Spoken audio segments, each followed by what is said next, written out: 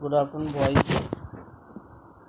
Today we'll start our next chapter of machine drawing.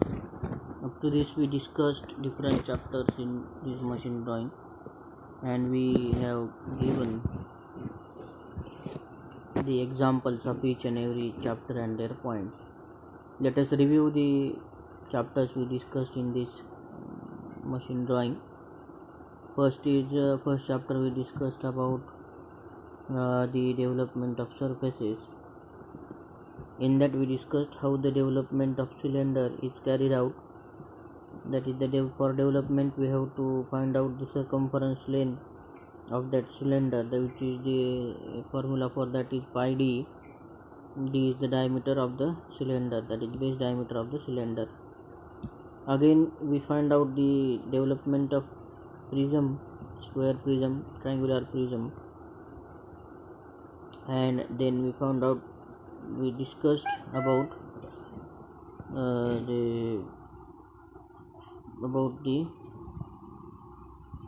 again we discussed regarding development of cone. For that, the formula for developing the cone is 360. Theta is equal to 360 multiplied by capital R by L. R is the base radius of the cone, and L is the slant height of the cone. By taking that theta and by making an arc through that true length or slant height, we will find out the development of cone with the help of this formula. Then we discussed second chapter, which is the auxiliary views. Second chapter was relating the auxiliary views. What is the auxiliary views? What are the different types of auxiliary views? How it is drawn, and how these auxiliary views are used, applicable in the industry, that we discussed. Again, third chapter we discussed regarding the different symbols used in drawing, next chapter. And then before that we discussed intersection of solids, how the solids are intersected, that is intersection of cylinder with cylinder, intersection of cylinder with prism, intersection of prism with prism, intersection of cone with cylinder. ये जो बहुत important problem है वो भी हमने discuss किए third chapter में. Fourth chapter हमने डिस्कस किया कन्वेंशनल रिप्रेजेंटेशन, और that is the symbols used for different purposes in IC engine. कौन से पर्पज़ के लिए कौन सा सिंबल यूज़ किया जाता है और कहाँ यूज़ किया जाता है, वो भी हमने स्टडी किया. फिर से एक बार मैं बता रहा हूँ आपको कि आपको एग्जाम्पल में या एग्ज़ाम में दो सेक्शन आएंगे, section A and section B. Section A में आपको 5 क्वेश्चन आएंगे, उसमें से 3 आपको सॉल्व करने हैं, वो 40 मार्क्स का है. 5 questions are regarding the chapters. First chapter development, second chapter auxiliary and third chapter intersection.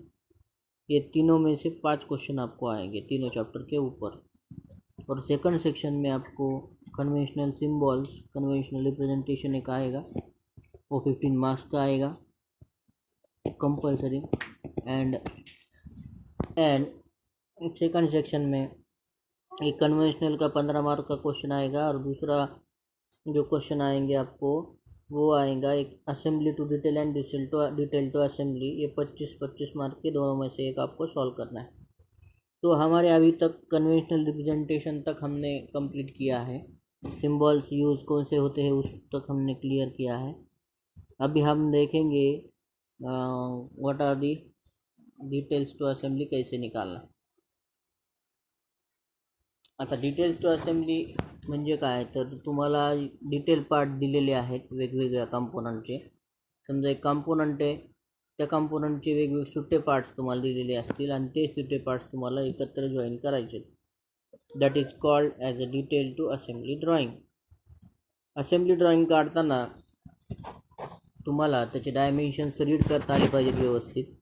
Dimensions read करल्यानंतर तुम्हाला त्याचा बेसिक डायमीटर काय, बेसिक डायमेन्शन्स काय, हे तुम्हाला व्यवस्थित काढता आलं पाहिजे.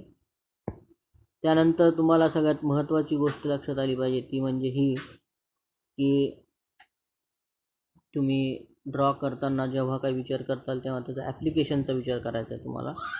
ॲप्लिकेशन म्हणजे की कोणतं ॲप्लिकेशन तुम्ही त्याच्यामध्ये वापरले, कोणत्या ॲप्लिकेशनसाठी ते कॉम्पोनंट आहे. ॲप्लिकेशनचा जर व्यवस्थित विचार केला अँड जेव्हा तुम्ही ॲप्लिकेशनचा विचार करता तेव्हा त्या ॲप्लिकेशन काय आणि त्यानंतर त्याचे सब कॉम्पोनंट्स कोणते हे त्याच्यावरून तुम्हाला लक्षात येईल. याचा अर्थ कोणता कॉम्पोनंट कुठं बसणार आहे, कोणता कॉम्पोनंट कोणत्या आतमध्ये बसणार आहे, इंटरनल डायमीटर काय, एक्सटर्नल डायमीटर काय, या सगळ्या गोष्टी तुम्हाला त्याच्यामध्ये व्यवस्थित बघता येतील आणि ड्रॉ करता येतील. हे सगळ्यात महत्त्वाचं आहे. Assembly to detail and detail to assembly कोणते जरी काढलं तुम्ही तरी तुम्हाला सेक्शनल ऑब्जेक्ट्स दिलेले असेल आणि तो काढताना तुम्हाला sectional front view, sectional top view हे दोन व्ह्यू त्याच्यामध्ये कंप्लीट करावं लागतं. म्हणजे डिटेल त्याचे सेक्शन दिलेले असतील त्या कॉम्पोनंट्सचे, त्याची असेंब्ली करायची सेक्शनल फ्रंट व्ह्यूमध्ये आणि त्याचं टॉप व्ह्यू काढायचं तुम्हाला. असं तुम्हाला 25 मार्काचा प्रश्न दिलेला असेल आणि तो 25 मार्काचा प्रश्न तुम्हाला सॉल्व करायचा आहे with the help of the drawing. आता एक सिंपल एक्झाम्पल बघू जे की प्रत्येक वर्षी प्रत्येक सेमिस्टरला विचारलं गेलेलं आहेच आहे compulsory. Assemble the parts of the screw jack shown in the following figure and draw the following views.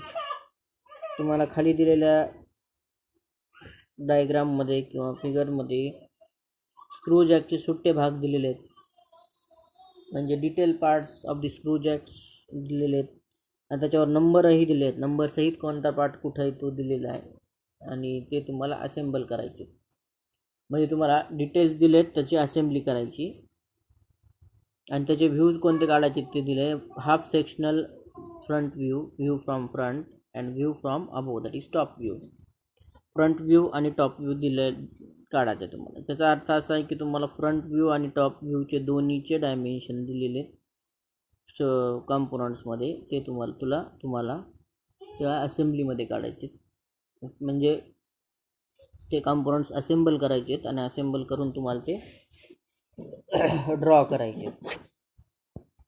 त्यानंतर तुम्हाला त्यासोबतच एक बिल ऑफ मटेरियल दिलेलं आहे, पार्ट लिस्ट दिलेली आहे, ती जशाच तशी ड्रॉ करायची आहे.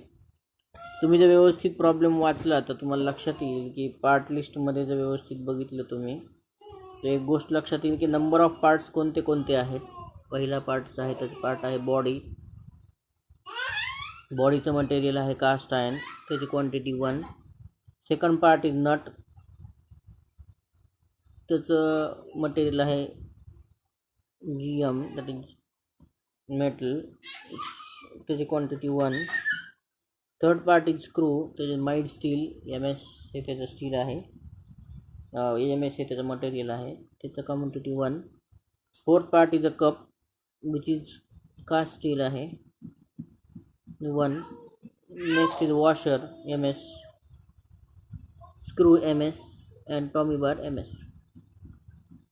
असे 7 वेगवेगळे कॉम्पोनंट्स त्याचे आहेत आणि ते 7 वेगवेगळ्या कॉम्पोनंट्सला तुम्हाला असेंबल करायचे, म्हणजे एका फिगरमध्ये किंवा एका ड्रॉइंगमध्ये तुम्हाला जॉईन करायचं आहे. तर बघूयात आपण कशा प्रकारे त्याची डायग्राम येईल. त्याच्या आधी तुम्हाला जसं मी आधीच सांगितले त्यानुसार त्याच्या आधी कॉम्पोनंट्सचा विचार करावा लागतो, म्हणजे त्याच्या ॲप्लिकेशनचा विचार करावा लागतो. So what is screw jack? Screw jacks are used for raising heavy loads through very small height. तुम्हाला हेवी लोड म्हणजे जसं की कार असेल, कोणतं वजन असेल, काही हेवी लोड वेगवेगळ्या प्रकारचं असेल, ते तुम्हाला वर उचलायचं आहे आणि थोड्या हाईटसाठी उचलायचं. जसं की आपली गाडी पंक्चर झाल्यावर आपण तिला वर उचलायचं आपल्याला, मग काय लावतो आपण त्याला? जॅक लावतो, स्क्रू जॅक लावतो, त्याला म्हणायचं screw jack. The following figure shows the detail of one type of a screw jack and in this screw 3 works in the nut 2 which is pressed fitted into the main body 1. म्हणजे कोणता component कुठं बसणार आहे हे तुम्हाला त्याच्यावरून लक्षात आलं पाहिजे, अशी रीडिंग तुमच्या डायग्रामची असली पाहिजे. Then the Tommy bar 7 is inserted into the hole through the enlarged head of the screw, and when this is turned, the screw jack will move up and down, thereby raising the or lowering the load. एवढं करायची काय गरज आहे? ह्याच्यासाठी करायचं आहे की तुम्हाला त्याच्यामध्ये ॲप्लिकेशन महत्त्वाचं आहे. ॲप्लिकेशन जर तुम्हाला आलं त्याचं तर तुम्हाला ड्रॉइंग काढणं सोपं जातं. मग स्क्रूजॅकचं ॲप्लिकेशन काय? अप अँड डाऊन करायचं कोणता ऑब्जेक्ट. अप अँड डाऊन करण्यासाठी त्याला कोणता फॅसिलिटी दिली आहे? मग टॉमी बार दिला आहे. टॉमी बारने आपण त्याला गोल फिरवलं आणि एक मोठा स्क्रू दिलेला आहे. तो स्क्रू त्या टॉमी बार फिरवलं की तो स्क्रू खालीवर होतो आणि खालीवर झाला की आपोआप वॉशरवर किंवा बुशवर त्याच्या वर जे काही कॉम्पोनंट आहे तो खालीवर तुम्हाला झालेला दिसेल आणि त्याच्यामुळं तुमचा लोड जो आहे तो लोड वर खाली झालेला दिसेल. तर अशा प्रकारे वेगवेगळे कॉम्पोनंट दिलेत. पहिला कॉम्पोनंट आहे तुमचा बॉडी, सगळ्यात महत्त्वाचं ही बॉडी दिलेली आहे. त्या बॉडीचे डायमेन्शन्स दिलेले आहेत तुम्हाला 5, 140, 100, 150 हाईट, 60, 70, 40, 10, R8 हे सगळं दिलेलं आहे. म्हणजे हे जशाचं तसं सुरुवात करायची ड्रॉइंग काढायला. दिस इज सिमेट्रिक ड्रॉइंग असल्यामुळे सोपं आहे. ही सेंटर लाईन काढायची आणि त्याच्या इकडच्या बाजूला आणि इकडच्या बाजूला दोन्हीकडे सारखीच डायग्राम काढायची. त्याचा टॉप व्ह्यू आणि फ्रंट व्ह्यू दोन्ही कंप्लीट करायचा. हे झालं बॉडी फर्स्ट. सेकंड कॉम्पोनंट आहे तुमचा नट. हा नट या बॉडीमध्ये व्यवस्थित ह्याच्यात बसवायचा. आता कसं बसवायचा? सगळ्यात महत्त्वाचं म्हणजे नटची जी डायमेन्शन आहे, एक्सटर्नल डायमेन्शन 550 म्हणून दिलेलं आहे इथं, बरोबर आहे. ती 550ची म्हणजे खालची सुद्धा 550च असणार आहे. हे 550 ह्या बॉडीच्या 550मध्ये एक्झॅक्ट बसतं आहे, म्हणजे बरोबर त्याच्यामध्ये ते बसतं आहे. याचा अर्थ काय? हा जो नट आहे याच्यामध्ये तुम्हाला एक्झॅक्ट बसवायचं आहे. तर बसवताना कसं बसवायचं आहे? तर नटच्या बाजूला जे हे दोन बाहेर असे एक्स्ट्रा पार्ट्स आलेत ते याच्यावर फिक्स बसवायचे. म्हणजे नटच्या ह्याच्या खालचा भाग हा तुमच्या ह्या बॉडीच्या खाली येईल, बरोबर आहे. आणि याच्या वरचा भाग ह्या बॉडीच्या वर येईल, याच्या वरचा भाग. अशा प्रकारे तुम्हाला तो नट त्याच्यामध्ये फिट करायचा आहे किंवा बसवायचा आहे. थर्ड पार्ट इज स्क्रू, जो की सगळ्यात महत्त्वाचा हा स्क्रू पार्ट आहे. हा तुम्हाला त्या नटवर बसवायचा आहे. एकदा बसवल्यानंतर नटवर बसेल. तो कसा बसेल? अशा प्रकारे तुम्हाला ही बॉडी आहे, त्याच्यावर हा नट आहे सेकंड, त्याच्यानंतर स्क्रू बसवायचा आहे. स्क्रू तुम्हाला बसवायचा आहे म्हणजे ह्याच्यावर स्क्रू बसवायचा आहे. तर स्क्रूचे डायमेन्शन्स बघा. सर्वात आधी हे जे डायमेन्शन आहे डायमीटर 38चं, ते डायमेन्शन नटच्या 38च्या किंवा त्याच्या डायमेन्शनमध्ये तुम्हाला एक्झॅक्ट बसवायचं आहे, हे लक्षात घ्यायचं आहे. आणि त्यानंतर नट बसला, नट नंतर तुमचा कॉम्पोनंट आहे त्याच्यामध्ये वॉशर, कप आणि वॉशर. कप दिलेला आहे तुम्हाला. हा कप 4 नंबरचा कप जो आहे तो त्याचं डायमीटर 522 आहे आणि ह्या नटचं सुद्धा एक 522 आहे, त्याच्यामध्ये तो कप बसवायचा. त्याच्यानंतर वॉशर आहे, वॉशर बसवलं, त्याला एक स्क्रू लावला 6 नंबरचा आणि त्याच्यानंतर हे वॉशर आहे, हा स्क्रू आहे, हा टॉमी बार. टॉमी बार तुम्हाला त्याच्यामध्ये त्याचा होल जो आहे ह्या स्क्रूचा त्याच्यामध्ये बसवायचा.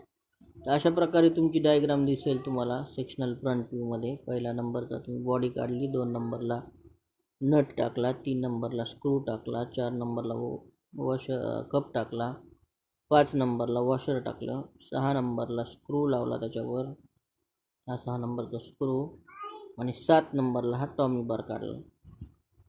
ही झाली असेंब्ली ड्रॉइंग. म्हणजे तुम्हाला एकत्र करून ती दाखवायची. हाफ सेक्शन दाखवला तरी चालतो, पूर्ण काढले तरी चालते, आणि तो एकत्र करून दाखवणं म्हणजे तुम्हाला डिटेल टू असेंब्ली ड्रॉइंग तुम्ही काढली म्हणून समजायचं. त्याचा सेक्शनल फ्रंट व्ह्यू काढल्यानंतर तुम्हाला सेक्शनल टॉप व्ह्यूसुद्धा त्याचा कंप्लीट करावा लागतो आणि त्याला तुम्हाला मार्क असतात. दोन्ही ह्याला मार्क आहेत. जर तुमचा टोटल 15 मार्काचा 25 मार्काचा क्वेश्चन आहे तर 15 मार्क तुमच्या सेक्शनल फ्रंट व्ह्यूला असतील आणि 10 मार्क तुमच्या टॉप व्ह्यूला असतील. हे तुम्हाला लक्षात ठेवायचं आहे आणि ते काढल्यानंतर तुम्हाला व्यवस्थित त्याची ड्रॉइंग कंप्लीट करायची. डिटेल्स टू असेंब्ली आणि असेंब्ली टू डिटेल्समध्ये जर विचार केला तर ह्या गोष्टी अत्यंत महत्त्वाच्या आहेत तुम्हाला काढताना. हे झालं सिम्पल एक्झाम्पल ऑफ स्क्रूजॅकचं एक सिम्पल एक्झाम्पल मी घेतलं आणि तुम्हाला ते समजून सांगण्याचा प्रयत्न केला आहे. जर अजून दुसरे कोणते जर तुम्ही बघितले तर आपल्याला एक एक एक एक एक एक बघायचं आहे त्याच्यामध्ये ड्रॉइंगमध्ये. वेगवेगळे एक्झाम्पल्स आपल्याला बघायचे, वेगवेगळे टाईप बघायचे. तर आज सुरुवात आहे म्हणून तुम्हाला सिम्पल एक्झाम्पल मी घेतलं. त्यानंतर ड्रॉइंग व्यवस्थित काढायची आहे, नर्लिंग दाखवायची त्या नटवर, नर्लिंगसुद्धा दाखवता आली पाहिजे. त्यानंतर जे जे पार्ट्स दिसतात तुम्हाला सेक्शनलमध्ये ते त्याचे हॅशिंग लाईन्ससुद्धा दाखवायचे आहेत व्यवस्थित. हॅशिंग लाईन्स दाखवल्या तर तुम्हाला त्याच्या मार्क असतात, याला पण मार्क आहेत तुमच्या नीटनेसला. हॅशिंग लाईन्स जर नाही दाखवल्या तर सेक्शनल पार्ट आहे म्हणून ते गृहीत धरताच येत नाही. त्याच्यामुळे हॅशिंग लाईन्ससुद्धा तुम्हाला त्याच्यामध्ये दाखवायच्या आहेत. एवढं दाखवल्यानंतर तुम्हाला पार्ट लिस्ट पण काढायची आहे आन्सरमध्ये. पार्ट लिस्टमध्ये part number, part name, material use for that part and quantity, हे सगळे कॉलम्स त्याच्यामध्ये आले पाहिजे. पार्ट नंबर कोणता आहे, पार्ट नाव काय आहे आणि त्याची मटेरियल कोणतं आहे हे आणि त्याची क्वांटिटी. तर काही एक्झाम्पलमध्ये तुम्हाला मटेरियल कोणतं आहे ते दिलेलं जात नाही, ते तुम्हाला मनाने लिहायचं असतं. काही एक्झाम्पलमध्ये तुम्हाला मटेरियल कोणतं आहे हे दिलेलं असतं, त्याची काही तुम्हाला वेगळं असं काढायची काही आवश्यकता नाही. त्यामुळे जरा व्यवस्थित बघून कोणत्या पार्टमध्ये आपल्याला मटेरियल दिलं आहे कोणतं नाही हे बघून तुम्हाला त्याची असेंब्ली ड्रॉइंग ही काढायची आहे. असेंब्ली ड्रॉइंग काढणं हे महत्त्वाचं याच्यासाठी आहे की तुम्हाला वेगवेगळे कॉम्पोनंट दिले असतील तर ते जोडता येतेच का, त्याचं इंटरप्रिटेशन जमतं का.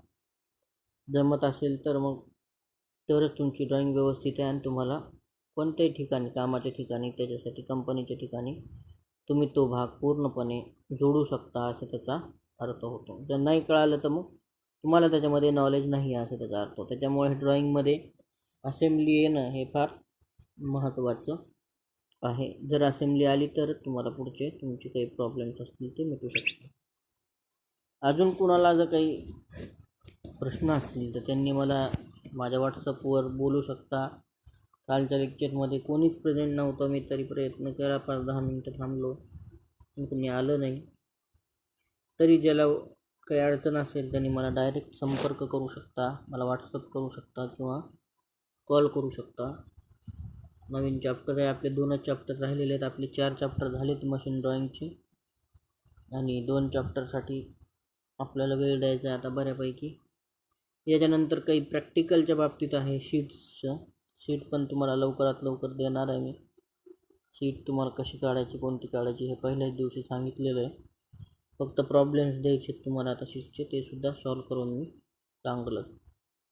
ओके, तर काही अडचण असेल तर मला सांगा, विचारा. थँक्यू.